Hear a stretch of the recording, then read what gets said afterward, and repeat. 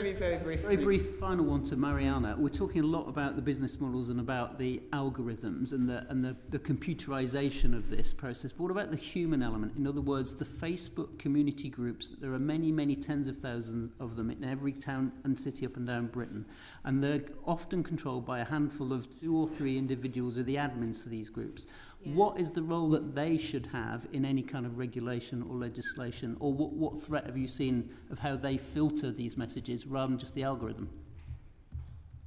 Yeah, I think you're right. So obviously people can be kind of recommended specific groups that might be relevant to them. I mean, particularly, like you say, sort of local groups or places where they might actually know some of the people involved. And I think the risk posed by those groups, I mean, there can be a really positive community resource in lots of ways, but the risk posed by them, and this extends beyond any one particular social media platform, you know, anywhere where you can join a large channel or group where you might have stuff in common with people, you might share either views or a local area.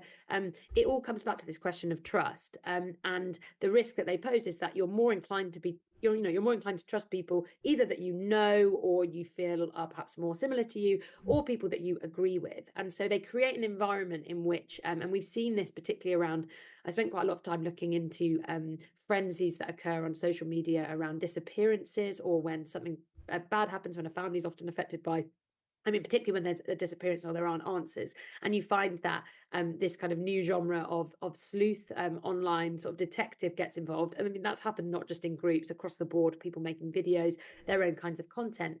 But people, particularly in these kinds of environments, feel as though they can put forward ideas. And that's often, that's again, their kind of right to freedom of expression, put forward ideas, but actually that end up not being true and can actually cause harm to the people who are often experiencing something really terrible.